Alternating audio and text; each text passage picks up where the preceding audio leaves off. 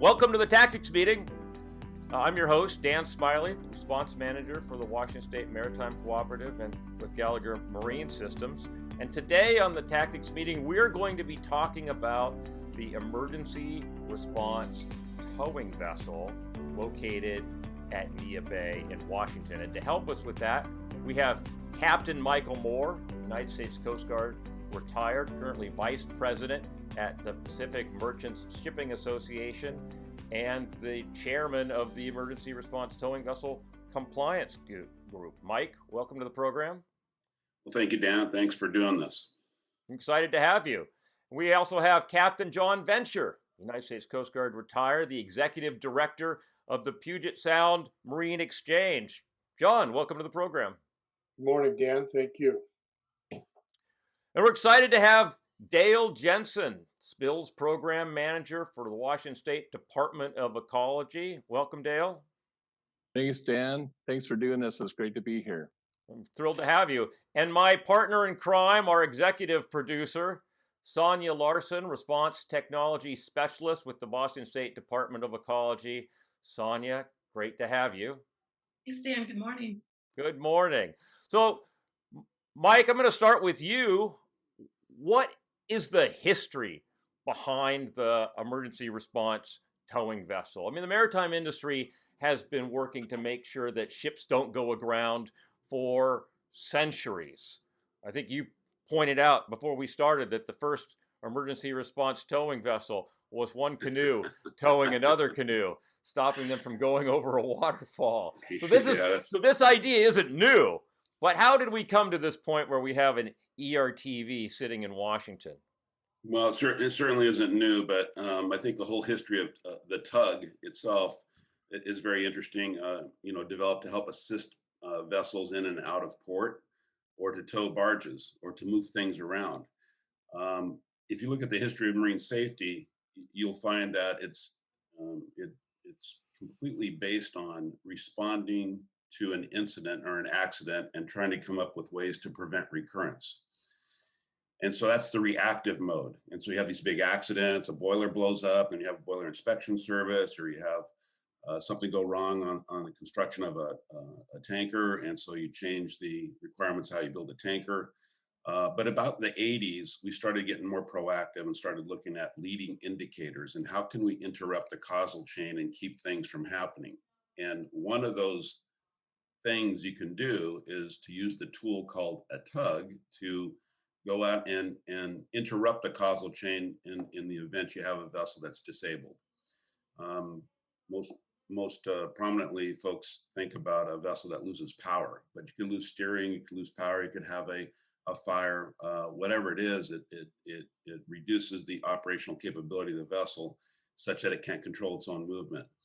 And so these tugs that were made for the harbor to assist vessels in and out or to tow things started developing other capabilities that would allow them to do open ocean towing and to go out and put a line on a disabled vessel. And it takes a skilled crew, and it takes certain kind of equipment set up. And of course, you got to be fueled up and ready to go.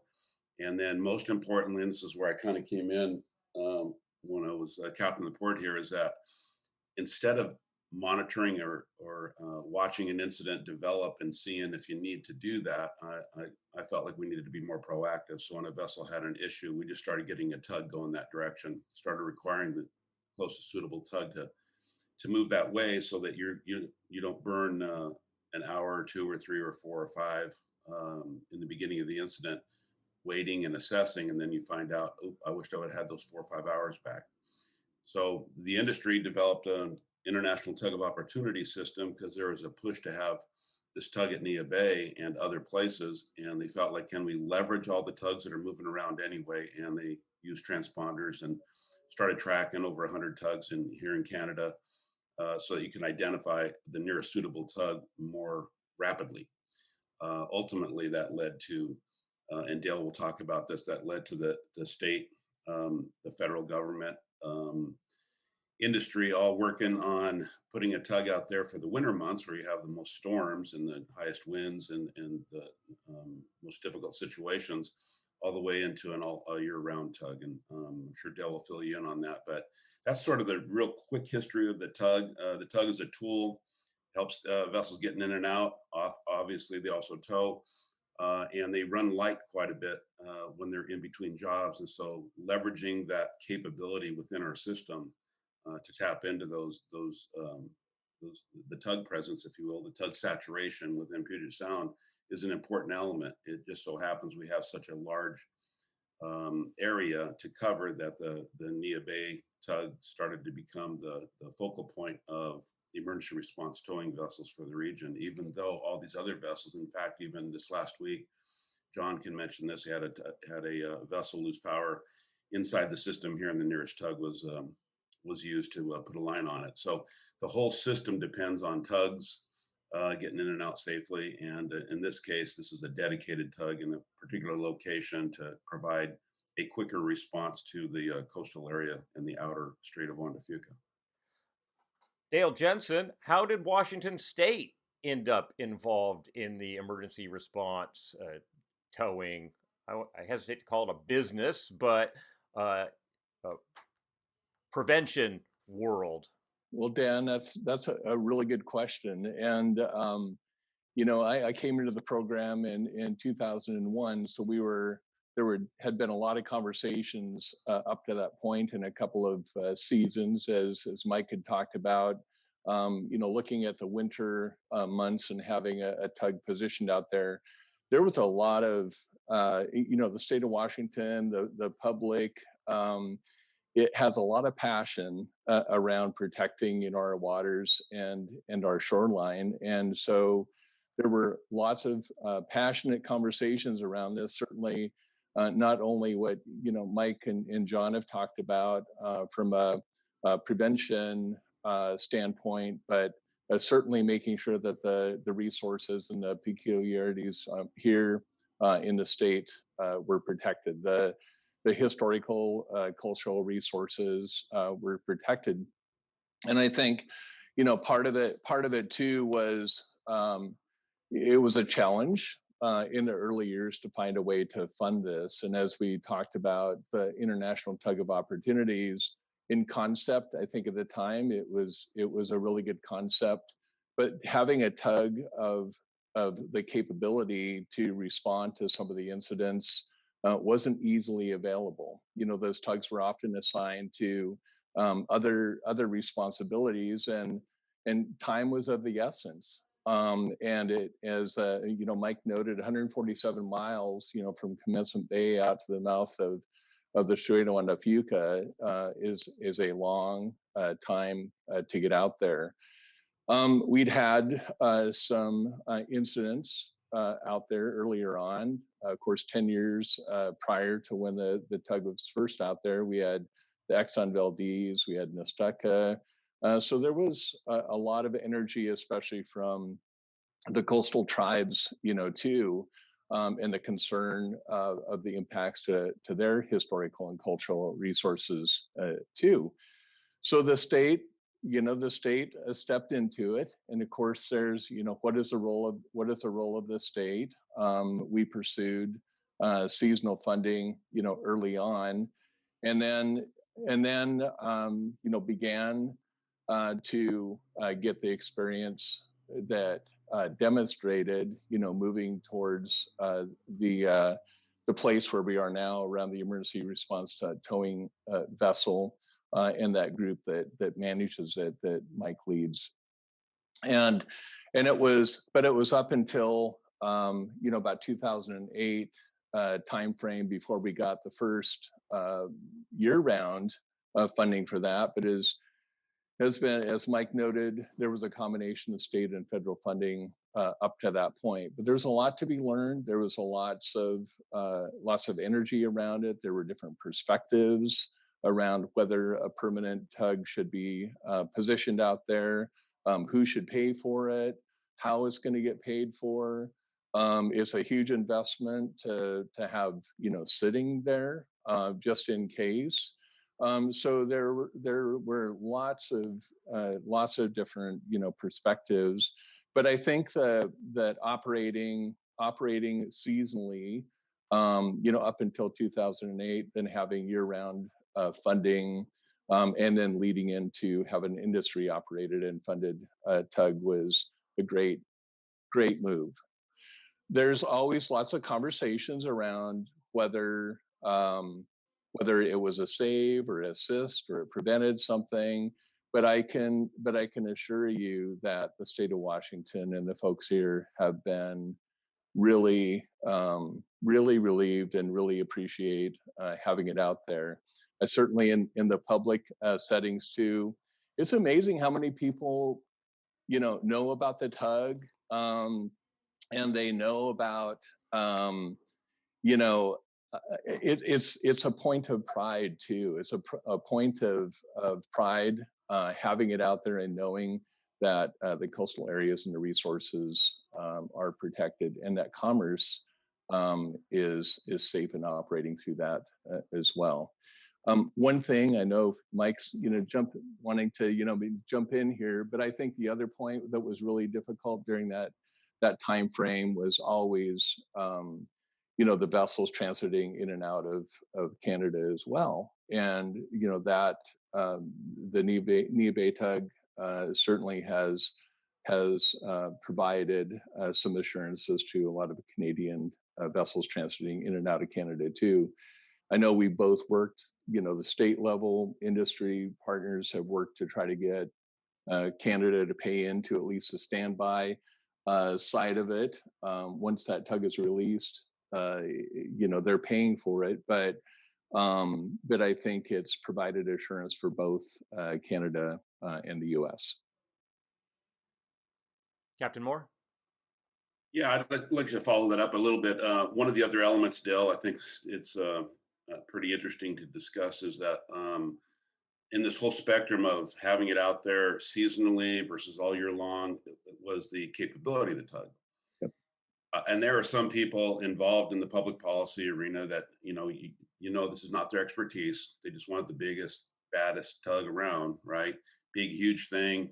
I remember even a proposal that it ought to be big enough to take on all the folks on a particular vessel, and then we had to bring up, well, you mean a cruise ship with 2,500 and 800?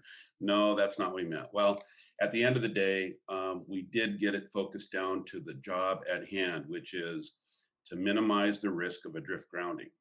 And that got into an engineering analysis about what kind of vessels we have out there, what size, what sail area, in what kind of weather. We had to define severe weather, and that through one of the engineering consultants around here got reduced down to a bollard pull number, and that bollard pull number is met and most often exceeded by the tug service provider, Foss in this case.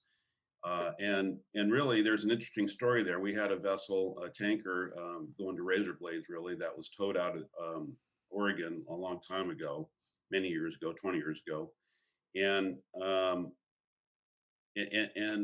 the largest vessel out there that was towing it across the ocean was not nimble enough to rehook up after breaking the tow wire. And another tug went out that was a little too big to do it too. And it turns out the tug, the size of which is at Neah Bay, was able to get out there and get the line up. So there's the process of getting a line up safely, and the process of of controlling the vessel's drift or changing its attitude towards the seas and so forth, and slowing down the drift towards rocks and getting control over it is much more the focused goal than going out and being an ocean going tug that's going to tow it across to Asia or something. That's just not the case. The focus is on job one, and I'm glad we ultimately got to that focus, because the other proposals would not have allowed it to be tied up at Neah Bay, and you would have been too big to do certain kind of jobs. So I think we right-sized the thing for the job or the task, which is to go out there and mitigate that risk. And yes, as Dale said, not everything's considered a save. I mean, just going out and standing by, just going on the way to the vessel, and the vessel self-repairs, that's okay. It went out, turns around, comes back. It goes out and stands by. Or it goes down and escorts a vessel that's reduced propulsion down to 10 or 11 knots into Port Angeles. As captain of the port, I think a lot of my lieutenants used to say, look, if you have a doubt, just get a tug, he'll be happier. And the whole point is, let's get it rolling early. You can't get that first hour back. So where the ITOS system, whatever it was, let's get something rolling early until we know more about the situation on the vessel and how long self repair might take, or if self repair is even possible, and get more control over the situation.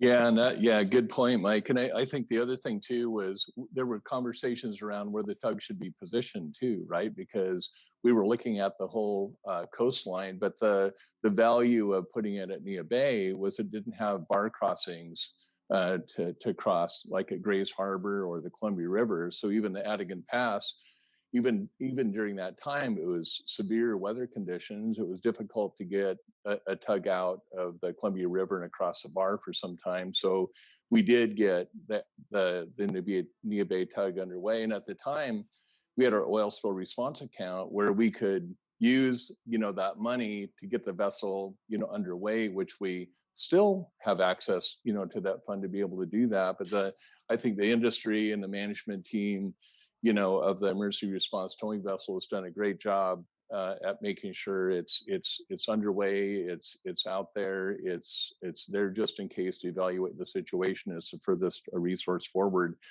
But yeah, Mike brings up a lot of good points, and as my old brain cells are coming forward and thinking about those times, but so much debate around the tug and capability, and I agree it was right size. It took a lot to get there, and there were other tug systems that were looked at all over the world. We were being compared. We were getting pressure to compare to those. Look what Norway has, or look what some other countries had. But I really do believe that we ended up with just the right fit. The other challenge was getting in and out of Neah Bay too. So it wasn't only Ballard Pole, but we wanted a vessel that could deploy within 20 minutes. We wanted it to be out there and underway. There were draft challenges at Neah Bay for larger vessels, but positioning there versus out of Grays Harbor or out of the Columbia River in Astoria, it just has turned out to be the best possible position to move north, up off of Vancouver Island shore, or even south as far as Oregon, to make sure that we were protecting the resources of the state and keeping the operations as safe as possible. Yeah, So, yeah. Yeah, I think it's really worth noting that we came down to 180,000 tons, 170 Ballard Poles for 180,000 ton vessel. Of course, all that cruise ship is not a car carrier, and a car carrier is not a bulker, and a bulker is not a tanker, and so on. But the whole point here is no matter how big the vessel is going to be, and there are some bulkers that call in Canada that are bigger than that, but not in Puget Sound. The whole point is you can still go out, this vessel can still go out, put a line up and reorient the vessel to the sea and wind conditions and slow down that drift. We did have a vessel, again, 21 years ago, Loose Power. It was a container ship about 20 miles off the entrance there, 25 miles off the entrance, and ended up drifting north. The predominant drift for these storms is to the north, to Canada. This particular vessel drifted at over 2 knots up towards the north end of Vancouver Island, and the tug that responded was a Crowley tug that went up the inside passage and met it at the top end. So we kind of know most of the predominant drift scenarios because, as Dale said, we did a lot of studying on this. Like, where are you going to drift if you're in the Strait of Juan de Fuca? What if you're a tanker and you're loaded? You're going to drift east and west. What if you're offshore and you got a big sail area and you got a lot of wind coming out of the south? Well, you're going to drift to the north predominantly with the current and the wind. And so kind of knowing that got into this whole situation of where to put it. And Canada wasn't going to have one up there at that time. And so Neah Bay, like Dale said, became the deal. And yes, they've had to get underway from time to time because of tides, extreme tides. But for the most part, they are able to stay at the dock there and be ready to get underway in 20 minutes. John, you had a comment? No, I was going to mention the fact what Mike just said. The vessel that's out there now is tide challenged and draft challenged, and it has to get underway periodically for the tides, low tides. So it's actually this time of year, it's quite often at least a few days of the month that it is underway outside in the Strait of Juan de Fuca so that it can make sure that it's available in 20 minutes. And Sonia's nodding her head to say, we'll give you full credit for getting underway twice a month as part of your exercise program, right? Right, Sonia? And good point. Mike, a couple more, factors of that, of course, is around the time of the around 2008 timeframe. You'd asked me about the state's role early on, Dan too, and of course we have very strong oil spill contingency plans, here in our state too, and we strongly exercise those plans, and we built in the tug as a resource that plan holders had to reference in their plans, so they understood that was a capability that was there, not only as a prevention tool, but a preparedness planning tool as well. And then we've talked about bollard pull. We talked about fast deployment. We also wanted to make sure it was a 24/7 availability and operation. We wanted to make sure that it was equipped with ship anchor recovery chain and line throwing guns. We had damage control resources like vessel dewatering tools and air monitoring instruments that were staged on board that may not have been on every other tug or a tug of opportunity. So there was a lot of thought that was put into positioning this tug at Neah Bay and having a broad capability to assist in all kinds of different situations. Dan, I think just a little bit of follow up to that. I'm part of a group called the Alaskan Prevention Response Network. I chaired that board. We recently consolidated with an oil spill response organization up there to build out capabilities. But part of what we did is we looked at if you're going to go out there, can you safely connect? If you can safely connect, is the situation such that you might put too much strain on the tow wire and have the deck fittings fail? And so we worked with Gloston, we hired Gloston, and we went through a bunch of engineering analysis and developed an emergency connection system. I just had those folks give a presentation to the Emergency Response Towing Vessel Compliance Group. I really feel strongly that we need to have that out there. And what it does really is allows for an easy connection to multiple deck fitting points on a vessel and spreads that load out. Doesn't have it during the tow put all the strain on one deck fitting. And so the whole point there is you don't want to get out there, have the tool connect, and then have it fail because the deck fittings couldn't hold. So that was another part of the chain, and we're going to go in that direction too. So it's all part of this continuous improvement, continuous management of risk process that we've been on for, I don't know, since the late 80s, I think, more proactively. Well, I'd like to see that. I'd like to see that system. Yeah. When I used to rig for emergency towing when I was bosun's mate in the Coast Guard, we would generally focus on walking out a shot of anchor chain and then hooking up to that. But that's not always practical on some of these vessels. Exactly. Well, we're happy to show it to you. And we got patents around the world, 5, 6 different countries now. Norway's buying some of these packages. We're not doing it to make money. We're doing it to just make the tool available. And so that's our mission on that one. The R&D was not a money-making thing. The R&D was to take a look at a weak link in the chain and try to shore it up.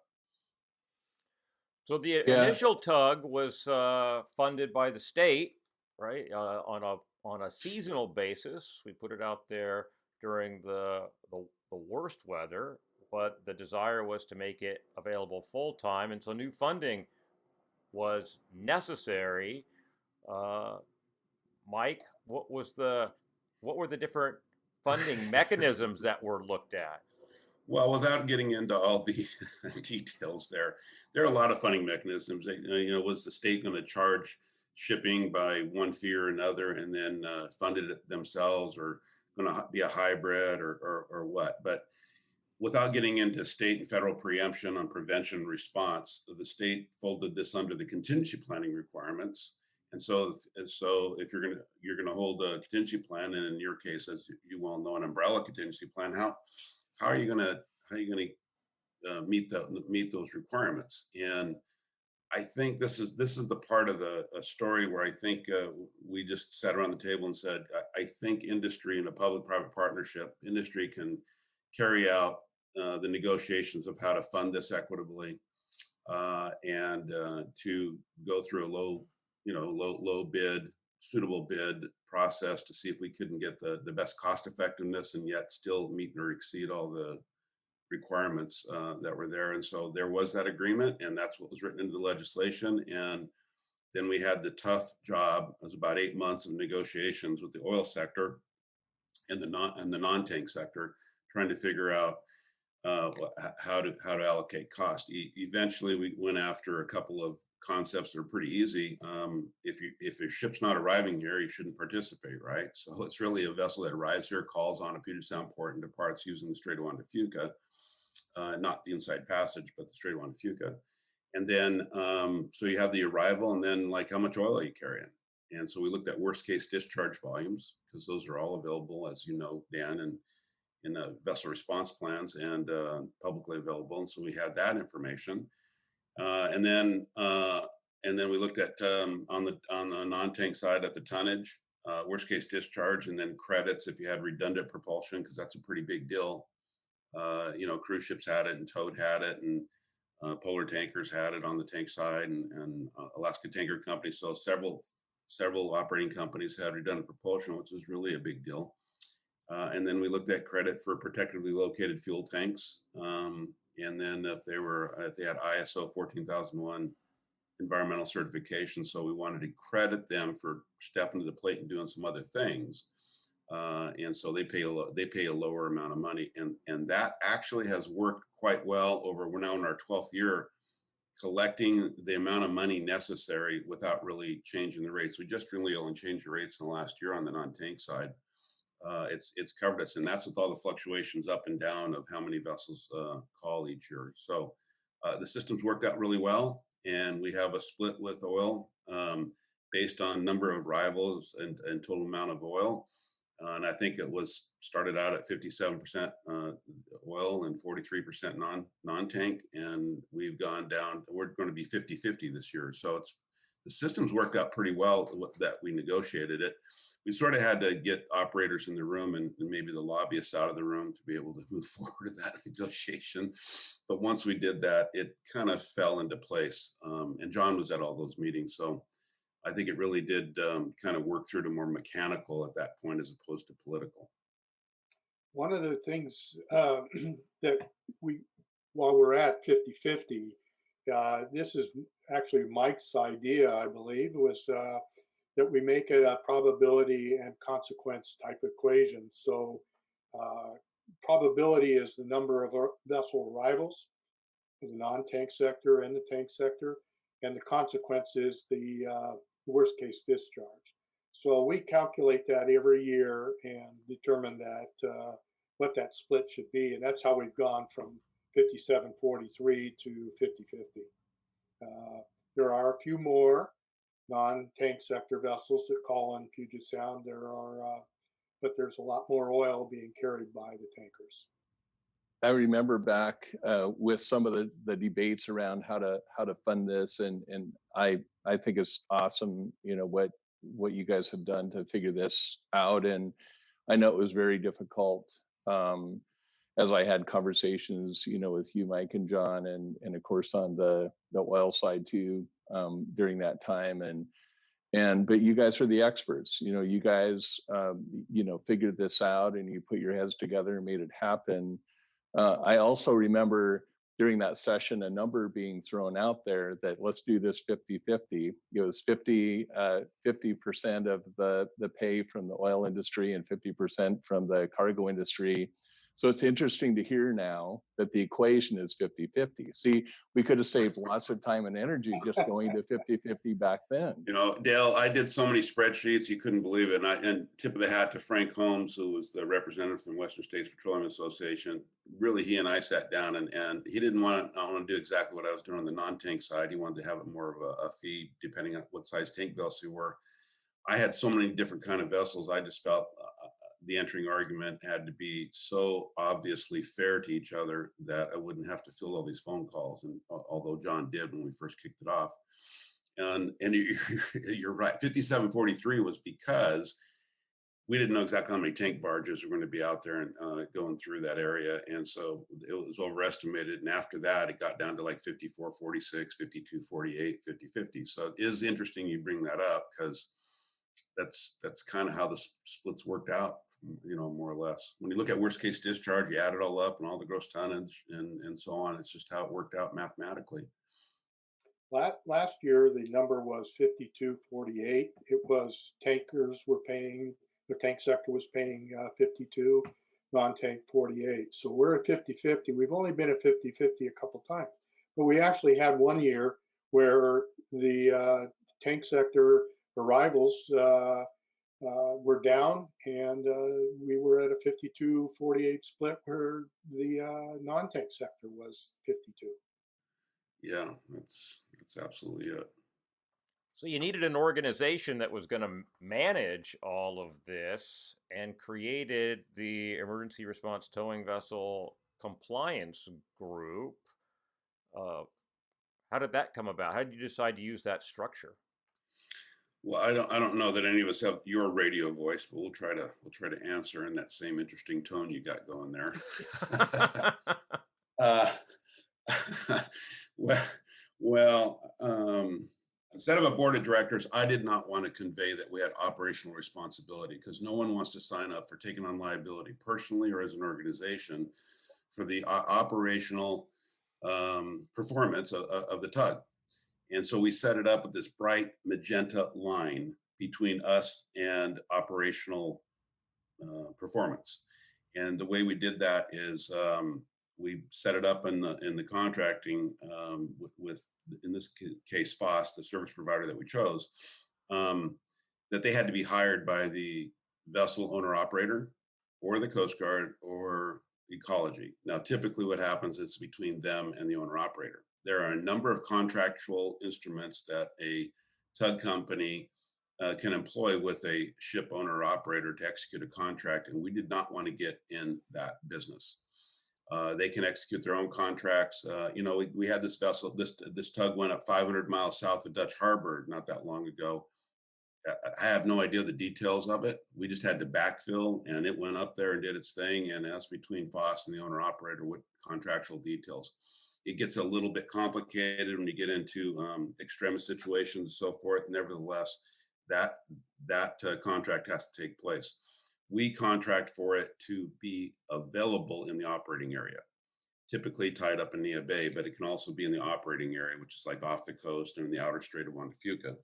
And when they do drills and exercises, they have to exercise their own due diligence and professionalism, and have a trained crew out there capable of safely doing those kind of evolutions that they need to do.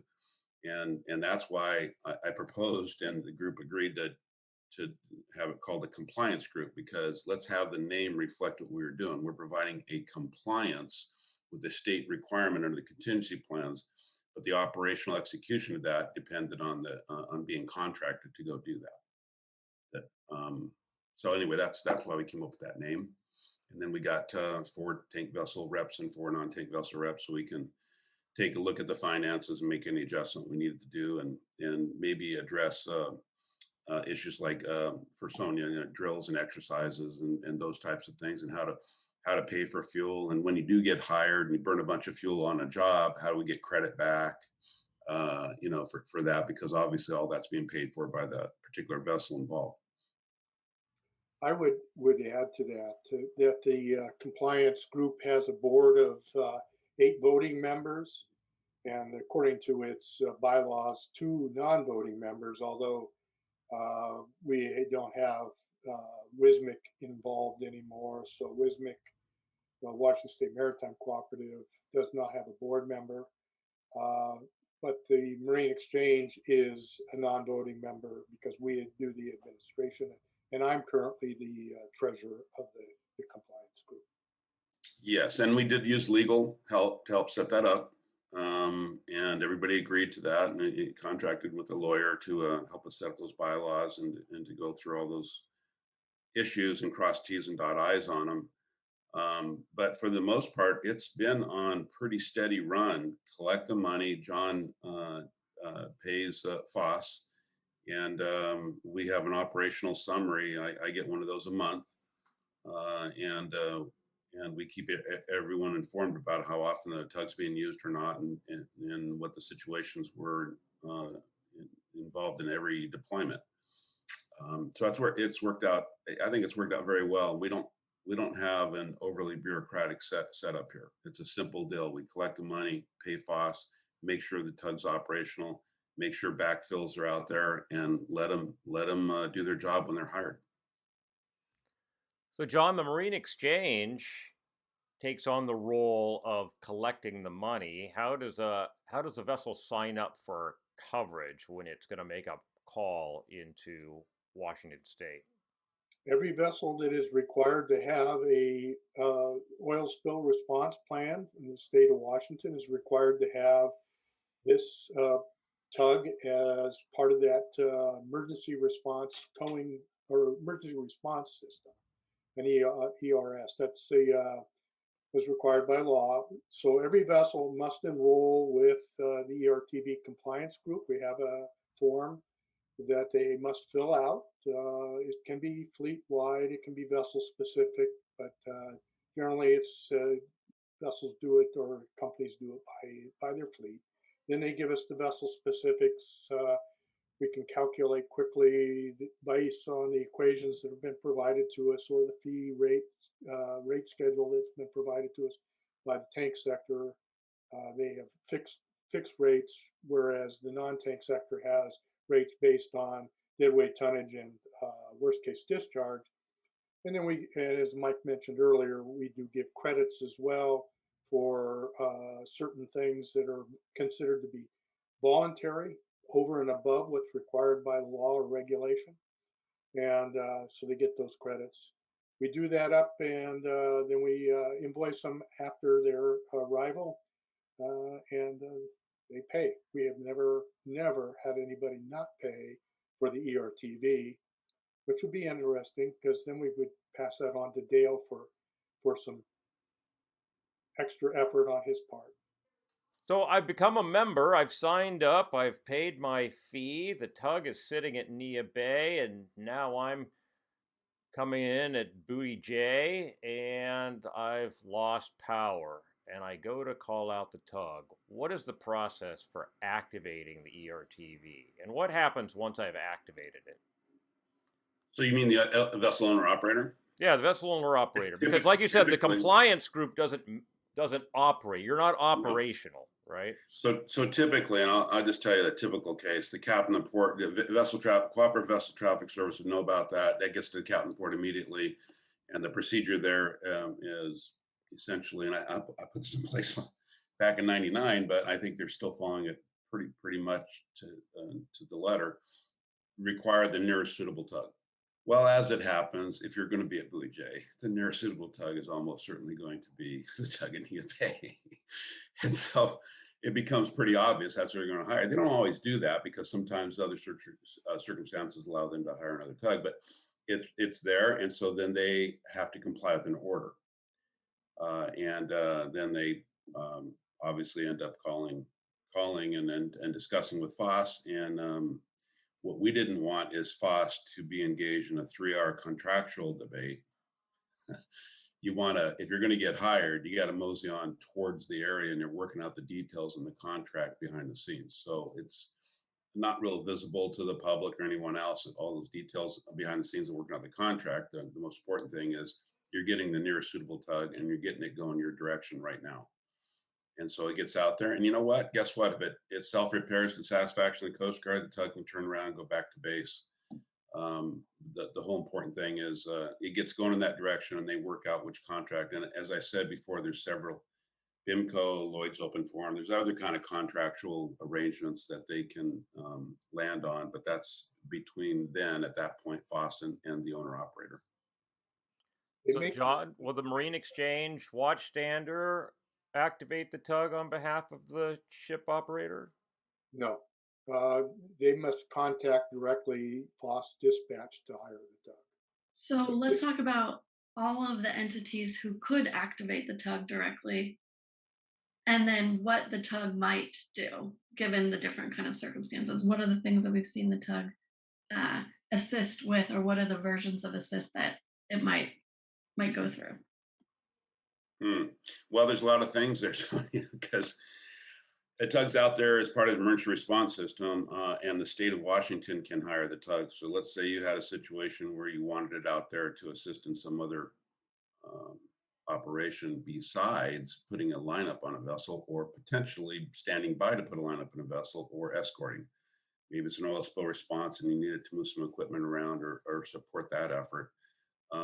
Certainly the state can hire them. Of course, if you have a responsible party, you're probably talking to the responsible party about doing that if it's considered a necessary asset. But if you think that's being delayed for some reason, then the state can hire the vessel, and so can the Coast Guard under a basic ordering agreement, and they can execute it that way. It's not typically what happens, but it's a tool in the toolkit in case the situation gets to that point. We had a vessel. It's kind of funny, but I'll just throw this out there. We had a fishing vessel, Canadian fishing vessel, run out of fuel about 10, 12 miles inside the entrance. And they sort of sheepishly called and said, "Hey, can you come over and give us a tow?" Well, the tug was 4 times bigger than the fishing vessel. And of course, it's out of fuel. So it wasn't exactly, an Exxon Valdez sitting there that some people wanted to think it was. No, it was a fishing vessel. And I don't know if I'd call it a search and rescue case, because the Coast Guard could have done it if it was really that kind of a case. But still, it was sort of, get the 5 crew and back over here safely and so forth. It wasn't the best matchup of the tug size, but so you have that kind of thing, all the way up to escorting, all the way up to standing by, and then into the things I think you're hinting at there, Sonia, that there are other things besides a disabled vessel. And they had, Macaw fishing vessels off the coast there, and they dip out and around the corner there to stand by to assist those kind of vessels too. But in an oil spill, which I hope we're all doing a good job preventing, you had some other gear to be deployed. It's an asset out there. It's a tool in the toolbox, and you guys could pull that trigger if that's you or the Coast Guard or the responsible party, pull that trigger too. Yeah, and I think I was definitely getting at just the who among, like, under the rules and the law and the contracting can call out the vessel. And then it's also interesting, it is a preparedness asset, but it's really a prevention tool. So even though it's in our preparedness regulation, Yeah. and that built this partnership that exists that pays for the tug for all covered vessels, so all tank vessels and over 300 gross ton, non-tank vessels involved in commerce. Those are the resources that are paying into this amazing standby asset. But as Mike's story perfectly illustrated, other folks are using the tug. So fishing vessels aren't regulated vessels. They're not paying into that tug, but that asset is still ready and standing by.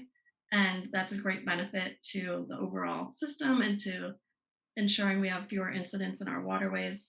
And then further, the Canadian vessels are often calling out, I shouldn't say often, but there are call outs of the ERTV for the Canadian vessels that aren't coming to any Washington port, but there are, incidents that reflect that need. So any kind of feedback on that, maybe Dale or Mike, in terms of the history and to maybe the future? Well, just to pick up on the Canadian thing real quick, and then I'll punt over to Dale. There for a lot of years, there was talk up in Canada that that towing vessel was not available to vessels calling their port. That was not true. It's available to be hired. If the incident need is there, then one of those 3 entities, right? The owner operator, the state of Washington, or the Coast Guard can hire the vessel. And irregardless of whether they're paying into it. And a lot of folks that originally enrolled said, well, I enrolled in it, so I get free use of the tug, right? No, you're enrolling to have it exist and to have it sit there. You need it, you got to pay for it. And so we've told the Canadians over and over again, John and I have worked on this year after year after year, making sure that they know that that's the case. And if a Canadian vessel is partially disabled and they want to hire another tug from Victoria or something, that's up to them. And Transport Canada and the Coast Guard have to talk about all that stuff to make sure that you don't allow a vessel to get an extremis while you're waiting for a tug from a little farther distance away to come in there. But yeah, you're absolutely right. It can be used for other things. It can be called out for other kind of reasons, and that involves all the vessels calling Canada port without calling a Puget Sound port. Absolutely, and it's definitely, as you said, responded to some of those. And again, when we say responded, it doesn't necessarily, it almost certainly doesn't mean putting a line up. It almost does certainly mean getting out there and standing by, and in some cases escorting to make sure the transit into Victoria or Port Angeles, what have you, is safe. By the way, the Canadians have two vessels that they call their emergency towing vessels, or ETVs, and you'll notice that they're stationed at the north end of Vancouver Island and up in Prince Rupert most of the time.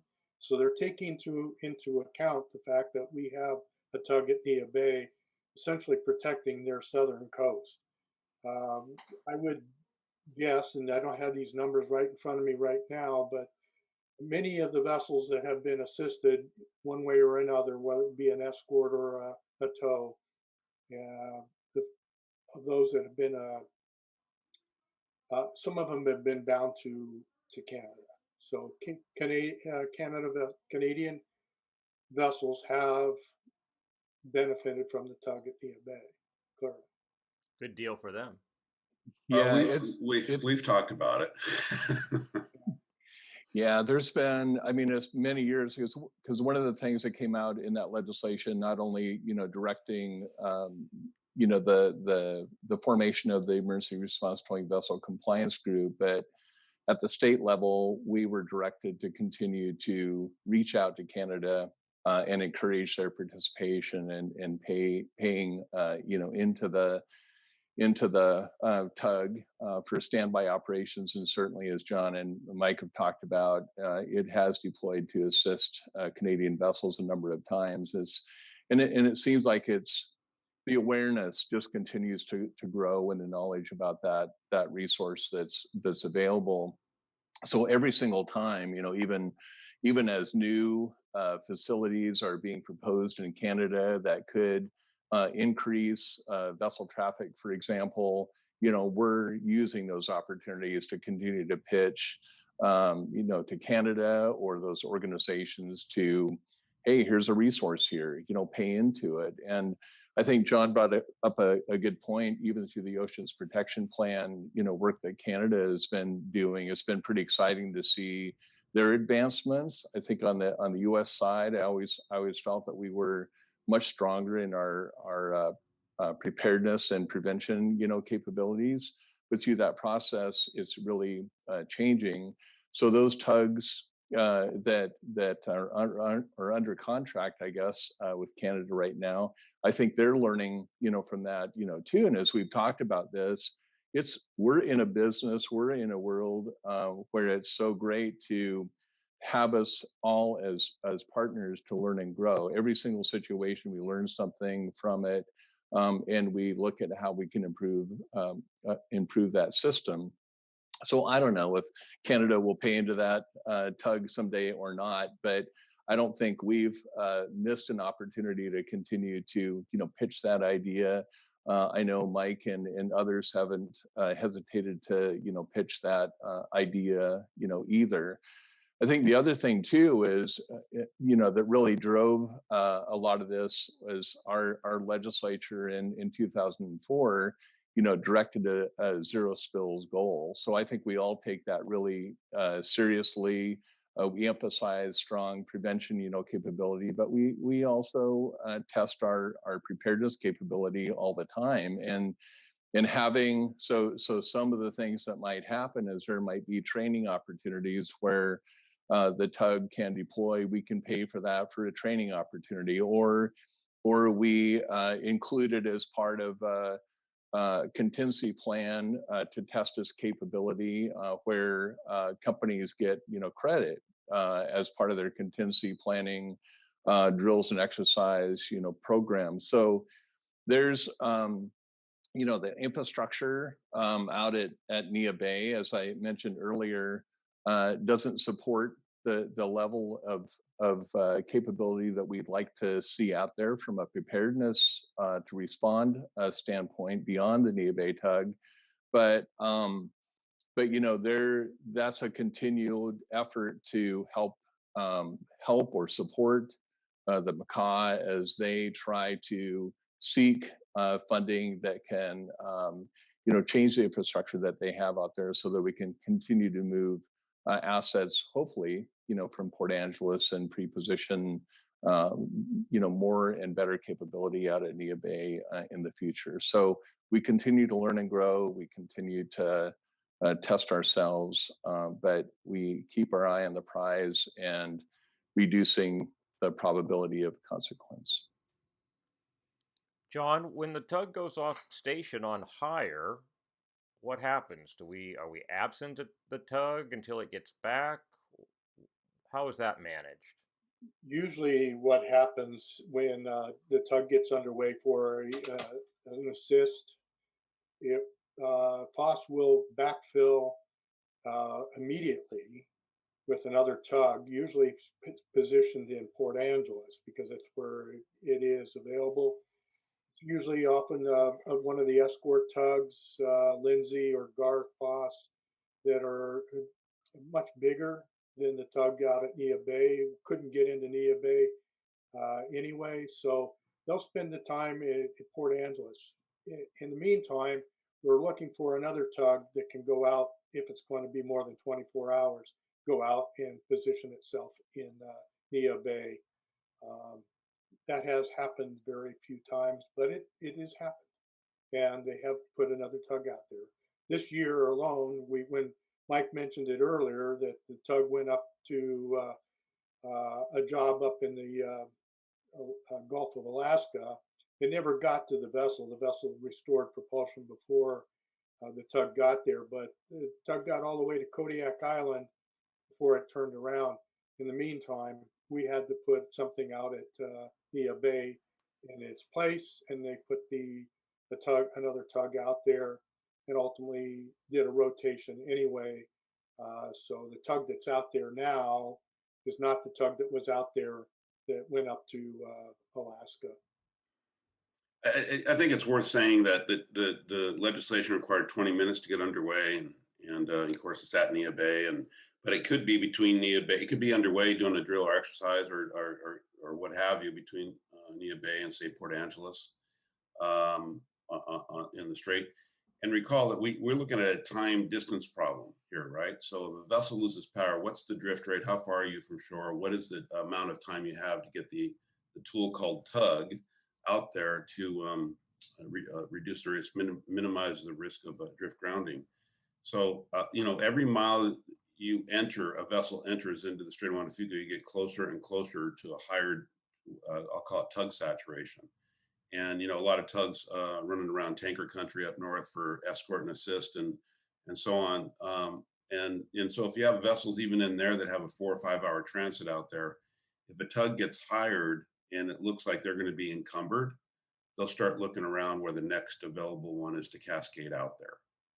And so if a vessel is 40 miles in and 20 miles away from the pilot station and has a problem, it's more likely to get one of those tugs than it is to call the Neah Bay tug. But they could call the Neah Bay tug. Okay, come on in 40 miles and stand by or what have you. But the farther you come in, the more likely you're going to have some other tug do that. So you wouldn't have to do that backfill, but it just depends on the situation.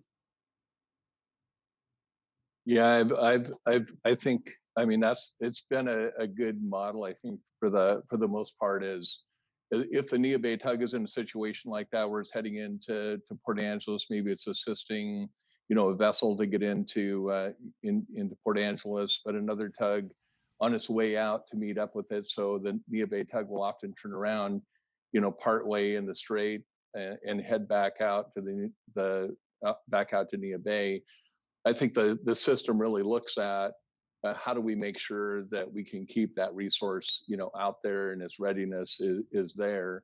A lot happens, within, the sound and the strait, often in many of those situations. And it seems like now there are more tugs of the capability that is expected than there were, many, many years ago when we were talking about the minimum standards of a tug, such as the one that's located at Neah Bay. Yeah, much Dan, more I can capable. share with you Much. a screenshot of AIS that would show tug saturation, as Mike has referred to, or I can share it right now. If you have the capability of putting that into the podcast to share it, but if you would like me to share it right now, I will. No, we're audio only, John, so no way to share it. But maybe in the movie, when our producer Sonia Larson gets us out there filming, I think we can put a screenshot of tug saturation in the video. Hey, if anybody can do it, she can. We definitely can do it. You know, do You can paint a picture. Think of about 100 dots, because that's about what we had. 100 dots. 100 dots all over Canada and Puget Sound. And some of those dots are cold at the dock, meaning no crew, not ready to go. Some of those dots are engaged, encumbered, towing something. Some of them are engaged in assist or escort work. And some of them are standing by for the next job or transiting between jobs. So the deal is, as John just mentioned, you look at all those dots and then you identify which of those dots is suitable. It doesn't mean they're all ready with the right gear and and they're not encumbered, but you have all of those to choose from. That's called the International Tug Opportunity System, and it's going to get a higher degree of saturation as we've been following the pipeline expansion in Canada, and they're going to go to the north end of Vancouver and have some level of tanker activity daily, and those are going to have tug escorts on them. So you're going to have a couple of other tugs introduced in that system between North End Vancouver out to the Strait of Juan de Fuca. So you'll even increase that kind of tug availability a bit in that route. In the meantime, as Dale sort of inferred, tugs have gotten a lot more capable. We'll go from single screw to twin screw to all sorts of different kind of propulsion, voice Snyder, arrangements and so forth. So lots more capability in the tugs and better ability to track them. We don't have to have a unique transponder system now. John has AIS. We know where all the vessels are. Vessels not going to be drifting south of the Strait of Juan de Fuca and nobody knowing about it, because now we know about it. So lots of other tools in the toolkit to make sure that we take full advantage of the time, especially the initial time frame after a vessel has suffered some sort of loss of propulsion or steering, or at least reduced propulsion or steering situation. One question I do want us to get into is the tug is a prevention tool, and we're talking about tug saturation more within the inner Puget Sound area. Yeah. What is special about staging in Neah Bay in terms of the vessel traffic lanes, in terms of the area to be avoided? Is there some additional elements of the prevention system that you guys want to talk about, recognizing that the ERTV is a tool within the greater system, and there's been things that have been done to additionally minimize risk? Yeah, I think that's a great question, Sonia.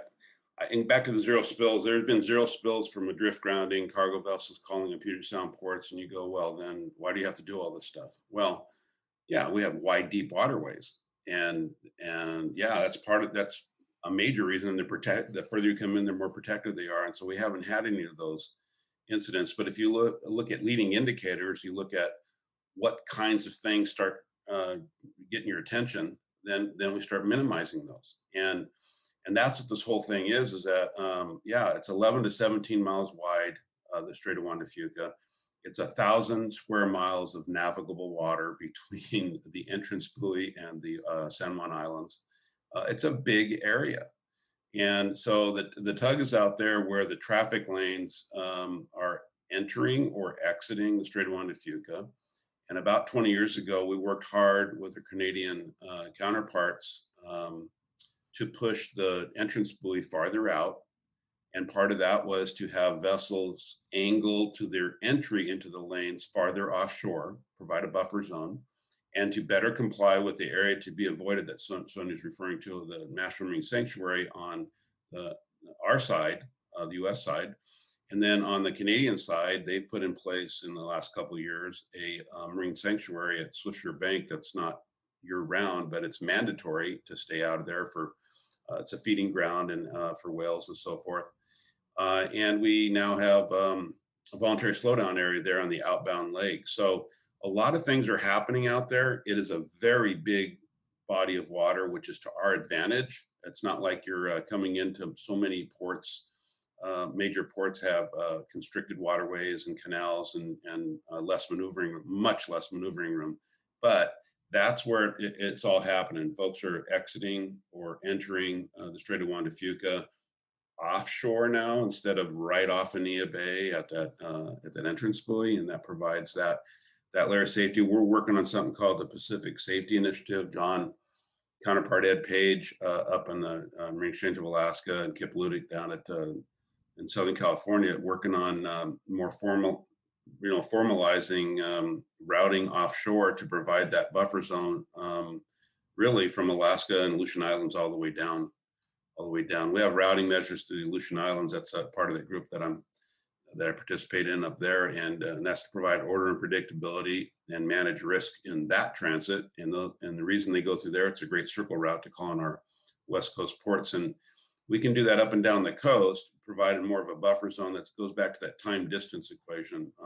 You have added time and added distance and added time to be able to respond.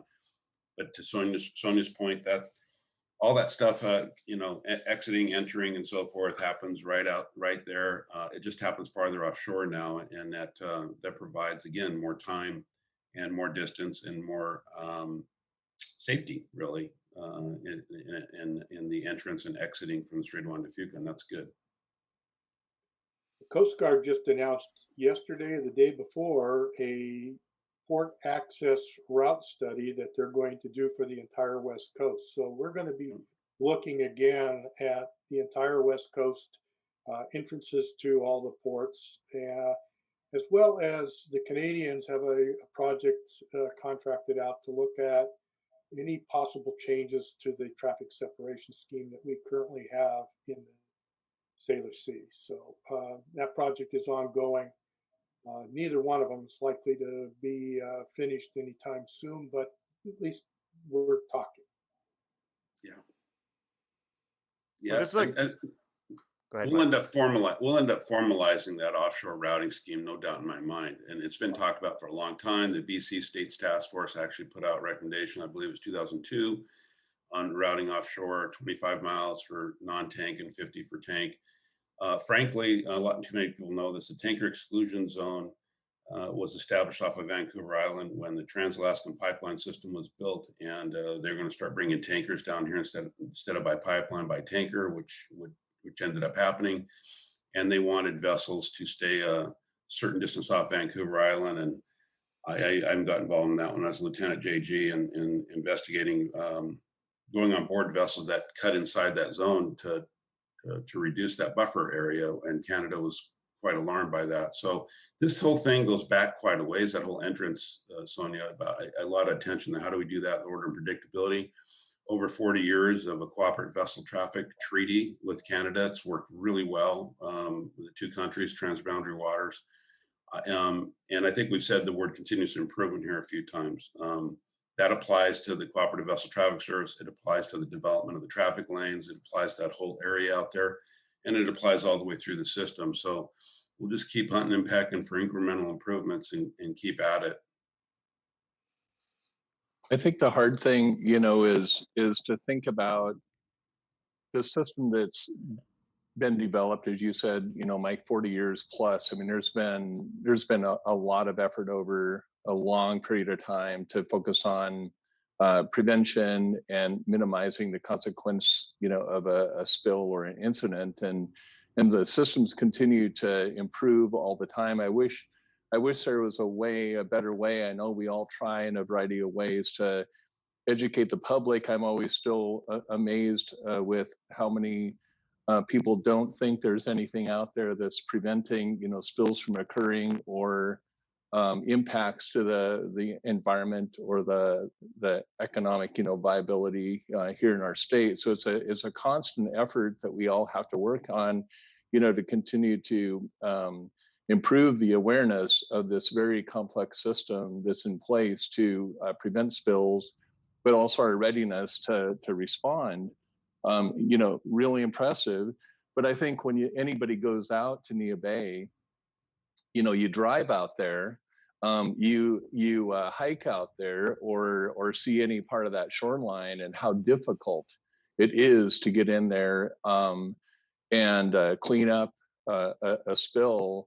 It just really lends to the importance of having systems in place that prevent spills in the first place, and keeping traffic away, providing more time, have the vessel traffic service managing vessels, having the readiness. I mean, there's that whole complete system that minimizes that possibility of impacts to those precious resources out there that we all enjoy. So Dan, we're not trying to put you out of work here, but when you're deploying boom, we don't want it to be because there's oil in the water. I don't want it to be because there's oil in the water either. You just want exercise training. That's the goal. That's all. It's a fun and beautiful day out there, and you're enjoying the scenery and you're having fun testing the equipment. Yes.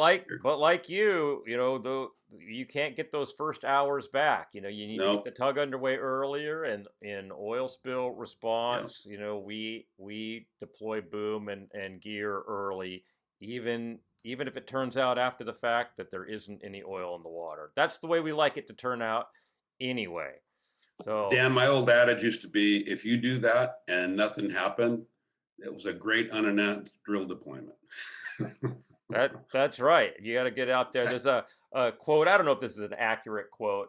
It was attributed to General Patton, who said something like, doing something that's 80% correct now is better than doing something that is 100% correct 4 hours from now.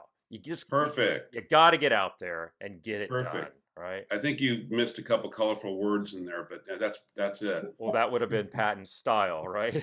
That's absolutely right. I do want to plug before we go the fact that the Washington State Maritime Cooperative and the Washington State Department of Ecology are partnering under the direction of our fine producer, Sonia Larson, to produce a video to help do that education piece that Dale was just referring to educate the public, to educate the users of the ERTV system, so that John doesn't have to tell this story over and over and over again at every new event. I'm sure he's tired of it. He's looking forward to retiring. So we're going to try to get it on tape, get it done once, and I'm looking forward to doing that. This has been a great episode. I appreciate everybody coming on and talking with Captain Venture, Captain Moore, Dale Jensen from the Department of Ecology, Sonia Larson, our intrepid leader. Thank you all so very much. Thank you for joining us for this episode of the Tactics Meeting, as we continue to try to educate and entertain those in the emergency response and oil spill communities. If you have an idea for the show or would like to be a guest, you can email us. The email address is podcast@thetacticsmeeting.online. I hope to see you all at Clean Pacific. I'm driving up there tonight. See you all tomorrow, August 17th, and Wednesday, August 18th. Until next time, stay safe.